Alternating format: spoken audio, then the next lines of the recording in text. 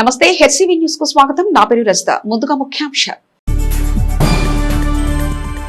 మహిళా ఆరోగ్య సంరక్షణ D3 శారదా సేవా సొసైటీ లక్ష్యం. డాక్టర్ శారదా. శంకర కంటి ఆసుపత్రి ఉచిత నేత్ర వైద్యశాలకు ఓ ప్రాధాన్యత ఉంది. శ్రీ వాసవి సేవా సమితి ప్రధాన కార్యదర్శి పెండల సుబ్బారావు.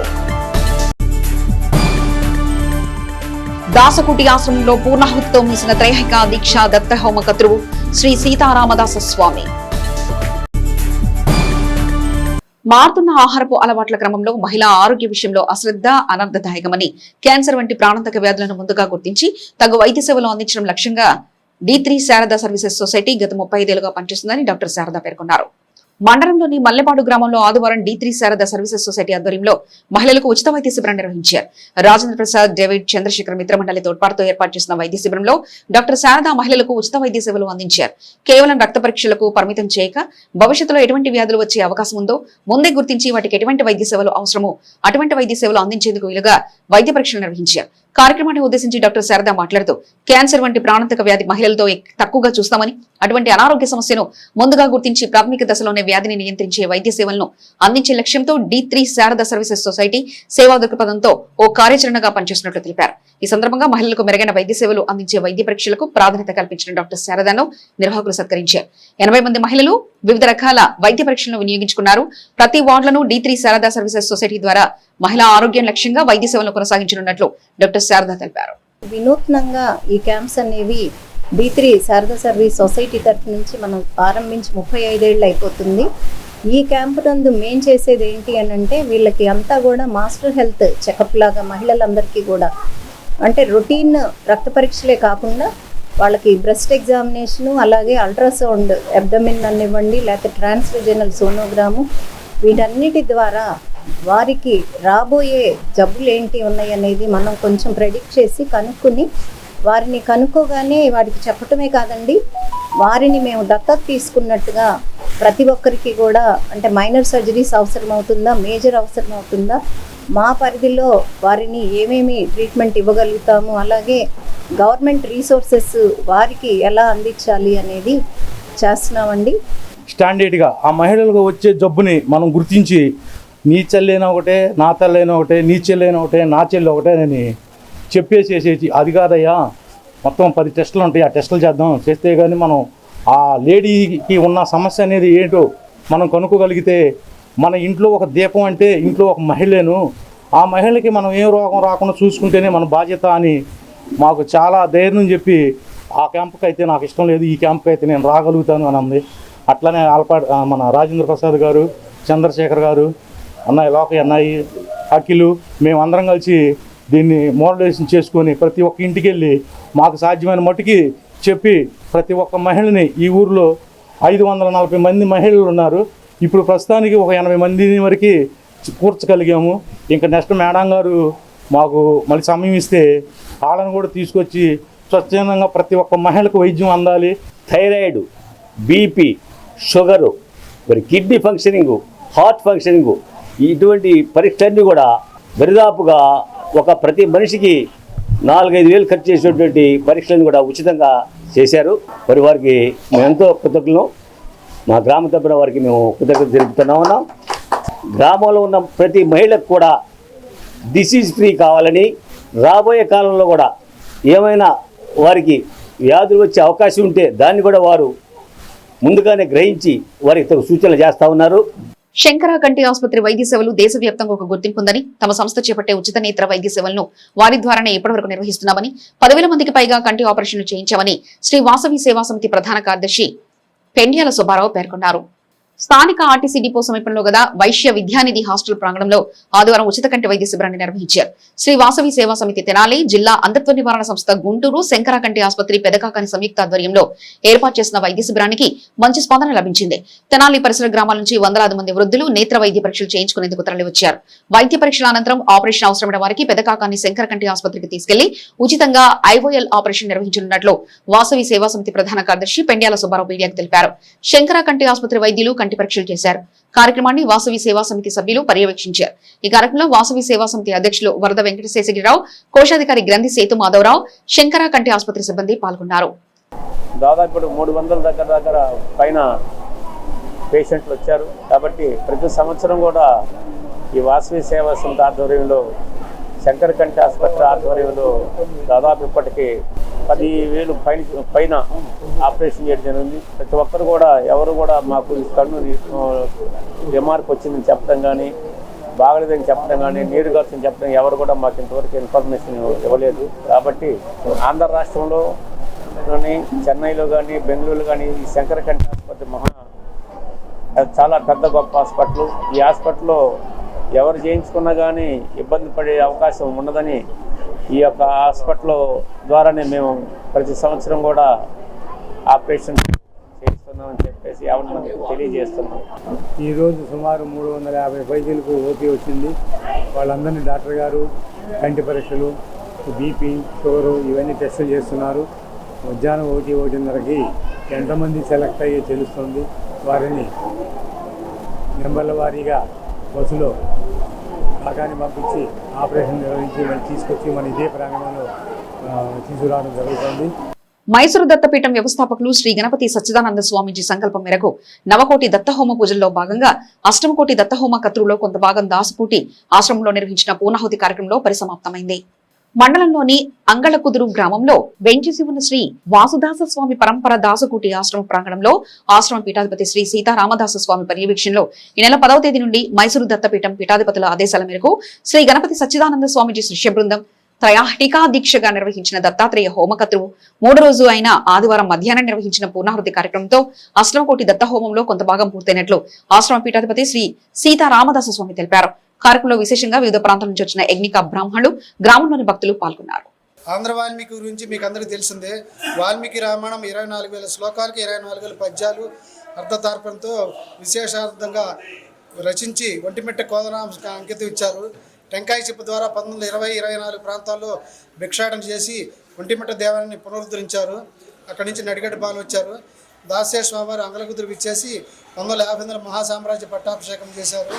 తృతీయ గురుగారు శేషదాస్ స్వామివారు 87 శీతాగ్ని చేశారు. పంచమ గురువు గారు రామానుజ దాస్ స్వామివారు 2008-2018లో యజ్ఞం చేశారు. ఈ విషయాలందరికీ తెలిసిందే. తర్వాత నేను షష్టమి పీఠాధిపతి సీతారామదాస స్వామిని. ఈ మధ్య దత్తపీఠం మైసూరు దత్తపీఠం శ్రీ గణపతి సచ్చిదానంద స్వామివారు అంటే అందరికీ తెలిసిందే. వారి ఉత్తర పీఠాధిపతి వారైన విజయానంద తీర్థ స్వామివారి పిఠాపురంలో దత్తహోమం 8వ కోటి చేస్తుంటే వెళ్ళి మన ఆశ్రమంలో చేయమని కోరగా వారి శిష్యులతో పంపించారు. వారు వచ్చి నిన్న చేస్తున్నారు. ఈరోజు పూర్ణాహుతి జరుగుతుంది. ఈ దత్తహోమం సంకల్పం పూజ్య గణపతి సత్యనారాయణ స్వామీజీ వారు నవకోటి దత్తహోమంగా 2010 సంవత్సరంలో ప్రారంభించారు. అన్ని ఆశ్రమ శాఖల్లో, ప్రముఖ దత్తక్షేత్రాల్లో, ద్వాదశ జ్యోతిర్లింగ క్షేత్రాల్లో, శక్తిపీఠాల్లో అన్ని చోట్ల కూడా ఈ 8 కోట్లు దాదాపు అన్ని చోట్ల ఈ 15 సంవత్సరాలుగా కంటిన్యూస్గా నడుస్తూ వచ్చింది. ఇప్పుడు 8వ కోటి పూర్ణాహుతి మైసూరులో దత్త జయంతి నాడు 8వ కోటి పూర్ణాహుతి జరుగుతుంది. ఈ చివరిలో మాకు ఇక్కడ ఈ అంగళకుదురులో అవకాశం కలిగింది. దీంట్లో 8వ కోటిలో భాగంగా కొంత ఇక్కడ దాదాపు ఒక 25 మంది దత్తహోమ ఋత్వికులు వచ్చి పాల్గొన్నారు. ఆంధ్ర ప్యారిస్ బ్రాహ్మణ ఉచిత వివాహ సమాచార కేంద్రం ఏర్పాటు చేసిన రాష్ట్ర స్థాయి బ్రాహ్మణ వధువరుల వరిచ్చే వేదికకు అనూహ్య స్పందన లభించింది. స్థానిక బోస్రోడ్లోని నూకల రామకోటేశ్వరరావు కళ్యాణ కళాసదనం నందు ఆదివారం ఆంధ్రప్రదేశ్ బ్రాహ్మణ ఉచిత వివాహ సమాచార వేదిక, వైష్ణవి కేటరర్స్ LLP హైదరాబాద్ సంయుక్త నిర్వహణలో 15వ రాష్ట్ర స్థాయి బ్రాహ్మణ వధువరుల పరిచయ వేదికను నిర్వహించారు. గత 25 సంవత్సరాలుగా ఉచితంగా వధువరుల పరిచయ సమాచార కేంద్రాన్ని నిర్వహించి తమ వంతు ఉచిత సేవలు అందించామని సంస్థ అధ్యక్షులు టి దక్షిణామూర్తి తెలిపారు. వివిధ ప్రాంతాల నుంచి వచ్చిన వధువరుల తల్లిదండ్రులు వారి పిల్లల సమాచారాన్ని తెలియజేశారు. ఈ సందర్భంగా ఏర్పాటు చేసిన సభలో పరిచయ వేదిక నిర్వాహకులు వధువరుల తల్లిదండ్రులకు తగు సమాచారాన్ని అందజేశారు. సుదూర ప్రాంతాల నుంచి వచ్చిన వారికి పరిచయ వేదిక ద్వారా భోజన సదుపాయం ఏర్పాటు చేశారు. కార్యక్రమంలో సంస్థ ఉపాధ్యక్షులు ఆమంచి రాంబాబు, కార్యదర్శి ఎన్వి సత్యకుమార్, కోశాధికారి ఆర్ రాజేంద్ర ప్రసాద్, గౌరవ సలహాదారులు బిఎల్ సత్యనారాయణమూర్తి తదితర సభ్యులు పాల్గొన్నారు. ఈ కార్యక్రమానికి విచ్చేసినటువంటి అనేక ప్రాంతాల నుంచి వచ్చినటువంటి తల్లిదండ్రులకు వారందరికీ కూడా స్వాగతం. అలాగే ఈ పరిచయ వేదిక కార్యక్రమానికి మ్యారేజ్ ఇన్ఫర్మేషన్ సెంటర్స్ నుంచి వివిధ ప్రాంతాల నుంచి వచ్చినటువంటి వారికి, అలాగే మిగతా ఈ కార్యక్రమాన్ని నిర్వహించడానికి సహాయ సహకారాలు అందించిన వారందరికీ కూడా కృతజ్ఞతలు తెలుపుతూ వాళ్ళ వధూవరుల తల్లిదండ్రుల యొక్క అద్భుతంగా ఈ కార్యక్రమం సక్సెస్ చేసినందుకు అందరికీ కూడా నమస్కారాలు తెలుపుకుంటున్నాం. ఈ కార్యక్రమంలో ఉదయం పూట టిఫిను, మధ్యాహ్నం భోజనం అందరికీ కూడా అరేంజ్ చేయడం జరిగింది. కావూరు రామ్మోహన్ రావు గారితో పరిచయం ఉన్నటువంటి మరొక వ్యక్తి మా ప్రస్తుత అధ్యక్షులైనటువంటి తిరుమల దక్షిణామూర్తి గారు, వారి ఆధ్వర్యంలోనే ఈ కమిటీ జరుగుతుంది.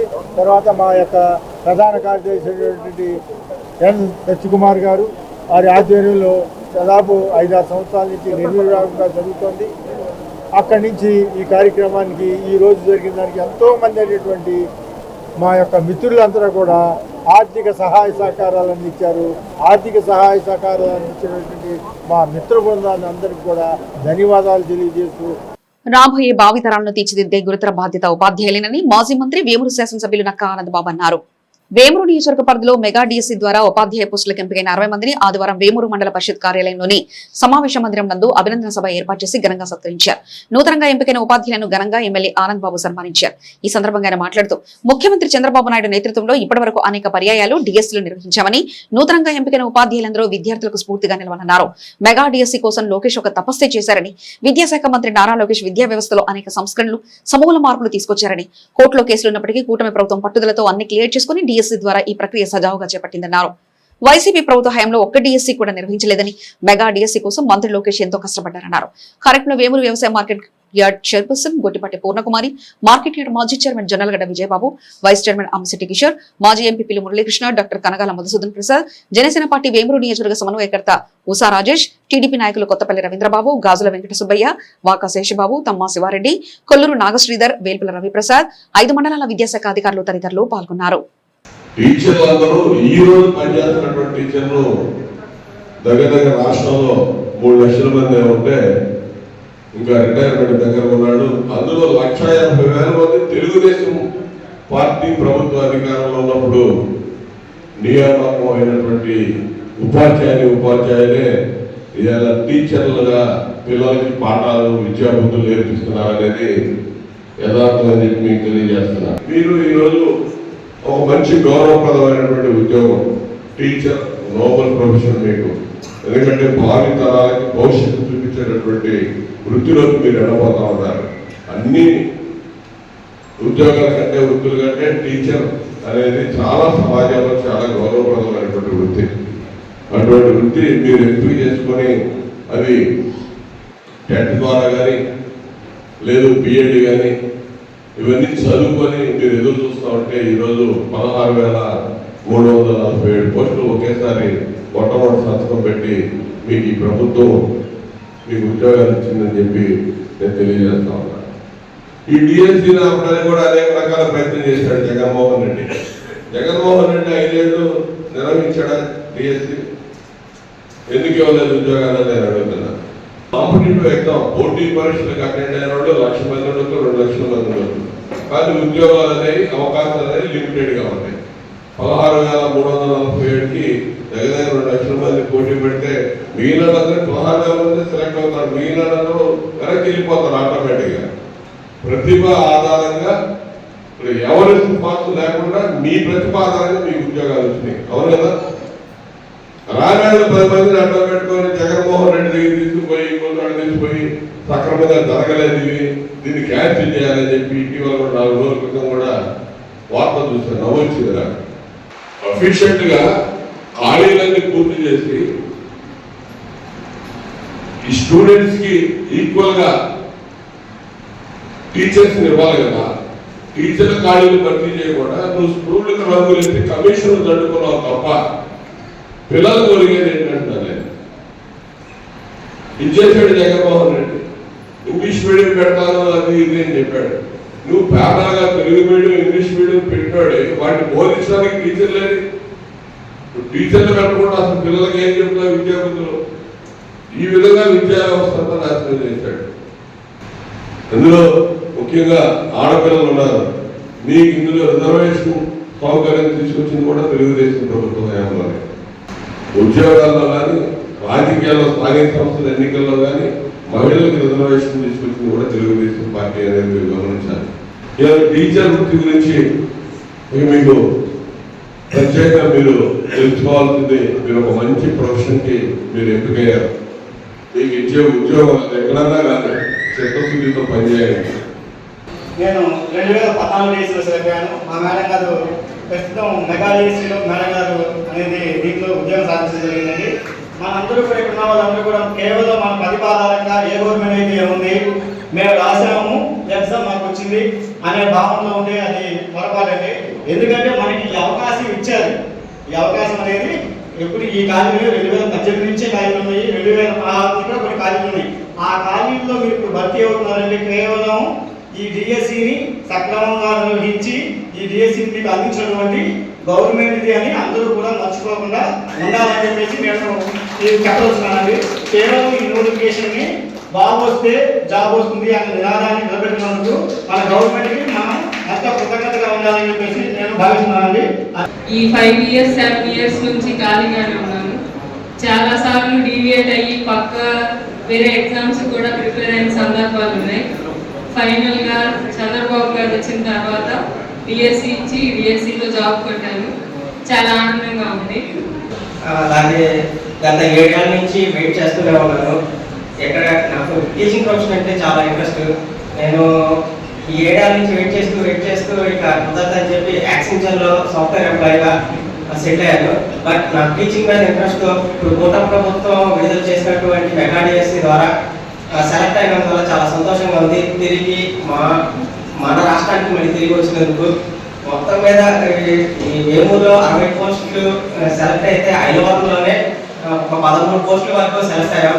అది ఇదే ఈ డిఎస్సీలోనే కాదు, గత 1995 డిఎస్సీలో తెలుగుదేశం పార్టీ రిలీజ్ చేసినటువంటి డిఎస్సీలో అప్పుడు కూడా 13 పోస్టులతో ఐలవరం రికార్డు సృష్టించింది.